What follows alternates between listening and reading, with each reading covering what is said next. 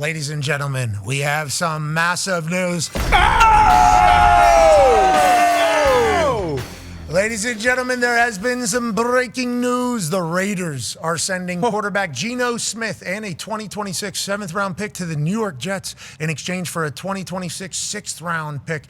Per ESPN sources, Smith returns to the team for which he started his NFL career in 2013. He obviously knows the area. He knows the building. He knows the stripes. Does he know how to make that team a winner for the first time in a long time? I guess we shall see. Now, we were chit-chatting a little bit earlier about, hey, if he's not going to be on a roster, just cut him.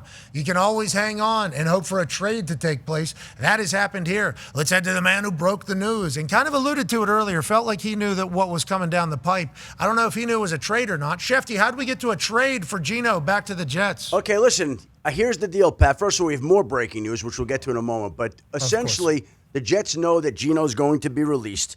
And it's a situation where they got into discussions with the Raiders. Jets have all these extra picks, so they're flipping picks. And now the Jets get to lock in Geno Smith. Geno Smith also is going to restructure his contract with the Jets. So they get him, again, on a deal. Well, they'll be helped out. It won't be the existing contract. It's going to be restructured. That's done as well. So Geno Smith now will be returning to the Jets. You know, every once in a while there's a restructure of a deal whenever a trade happens to help the new team. Or to hurt the previous team. Geno Smith restructures his deal to help everything out. The Raiders will pay the bulk of it, and the Jets will take on Smith's contract at just over vet min, which is like $1.2 million, $1.3 million. So this is the Russell Wilson deal with the Pittsburgh Steelers. This is what Kyler Murray deal is expected to be with whatever team he ends up going to. When you're getting paid by another team, you can go ahead and take the vet min to be on the roster and then let the money build the other spots. Jets not going to be paying a lot of money to Geno here. The Jets have a lot of picks. The Jets got money. Are the Jets a problem? Geno Smith is a New York Jet. Does that let the world know that this ain't going to be the Jets of last year where we had to fire the entire coaching staff but the head coach? This is going to be a whole new era, a whole new time. And to come full circle, you have to go back to the beginning. That's true. And Geno, in his era there, was waiting. And now they're right back here. Let's head to the free agency fund zone. A man who is from New York, Schrags. Geno Smith, vet min with the Jets. How do we feel about it? What are expectations? Look, if you're looking for some like Jet fan, like, oh, there's this great fond memories of the Geno Smith era. Like, I don't know if the fans have that. They appreciate what Geno did his first 2 years starting as a rookie out of the great school, West Virginia. Thank you. And then, a couple good years, and then obviously had the incident in the locker room. It was all she wrote, and then bounced team to team to team to team. And then on the other end of it, now becomes this like reliable veteran who can be a leader in the locker room. Dan and I did a Raiders Chargers Monday night game, met with Geno Smith for 40 minutes, and interceptions aside, like, this is a guy who has seen it all in the NFL and has been in a million systems and comes in and at the very least is your bridge quarterback to whatever the future is. Jets fans will roll their eyes at anything they do, and that's just what it is. Look, it's not going to be Kyler Murray. It's not Malik Willis. But Geno could still play quarterback in this league. And if it was Geno Smith or Joe Flacco or Carson Wentz or whoever it was, it's not the future. It's the now, and it's just to hold it over. I will say this, though, about the Jets. They still have a very good young offensive line.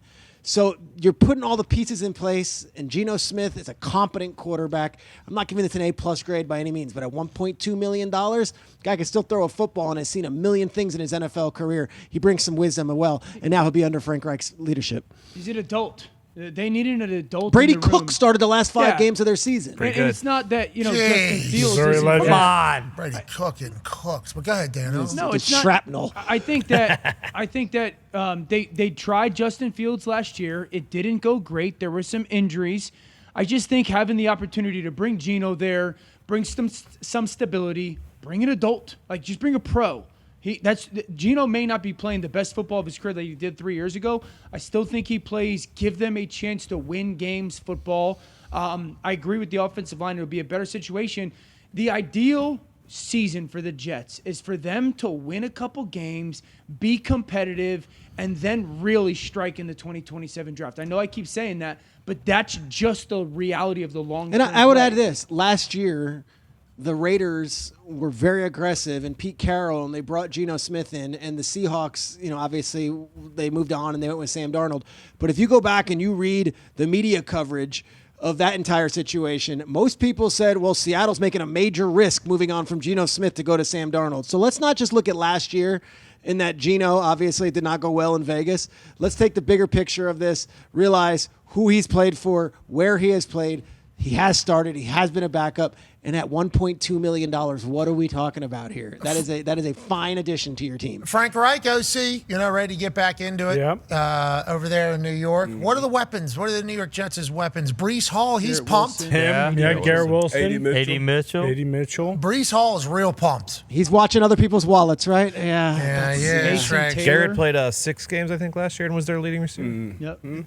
Yeah, the Jets they have to add a lot. Shrakes off camera right there. They Just did add a dropping in. They have to add a lot. They got a lot of time. They've got a lot of chance to figure it all out. They lost, I think, by 30 the last 4 games of the season, 30 or more. I mean, it was a horrendous product. One of the worst products of football we've ever seen was the Jets the final month of the season. And it's not fair to those fans. It's not. That is just terrible thing to put on. You're selling season tickets. You're selling them. You're making them come to preseason games. You're asking them to do all this stuff. They know that. They know that it's unacceptable. So the hope is that they're charting a new path, and Geno's an adult and can help lead them that way. What's his name, Dano? Peter Schrager. That's what it sounded like right My there. favorite thing for this week. He was breaking it down right there. Shregs, I love that you just said, I'm going to say what it is, because I want to let you know, for the first time, I think maybe in this show's existence, I've gotten to a point where I've given up full hope in an entire franchise. And I don't like that. I like to give everybody hope, because anything can happen in the NFL. Literally, you add one player, it changes an entire culture. The Colts go from being like 4th overall pick, no changes, terrible culture. Daniel Jones comes in, we're 8-2, we're doing magic. Cincinnati Bengals, before Joe Burrow kind of made the Super Bowl, you're kind of in there. I always try to be as optimistic as possible for every single situation. When I saw Aaron Glenn get caught sleeping at the combine, I was like, man, the football gods hate these people. Mm-hmm. They hate these people. They hate them. Seriously. They hate, because there's other people sleeping, but they're choosing not to show my eyes that. It's like, hey, just want you to know, Jets are doing it again. There's this Jets like, are doing it again. Yeah. Go ahead, Shrakes. there's this persona of like, I'm the Jet fan, and I'm saying this in general of like Jet fans of like, oh, I'm just cursed, and I can't believe. And you saw the meme with the kid saying like, why do I do it? Like, at the end of the day, like, it sucks. It sucks. It sucks being a Jet fan, because they have this streak of the longest streak of not, making the playoffs. And every year you think maybe, and then this and last offseason are real years where you're like, no, they're not going to. Like, there's very little hope. So you think with all these draft picks, with Muji now saying, hey, I can make some savvy moves here. Maybe. This is a glimmer. It's a glimmer. At least there's a glimmer. There is a window for that to actually happen. 5 first-round picks the next 2 years. Crazy. There is a hope that at least we could pin ourselves on the future if you are a Jet fan. But make no mistake, that is as loyal a fan base and who has been through the crap of the crap the last decade and a half, and they deserve this. They have a full line change of first-round picks coming up. Yep. I mean, that's an insane thought. And I think they did that before, and they got Sauce, and they got Jermaine Johnson, and they got Quinnen Williams. And Brees Hall. And Garrett Wilson.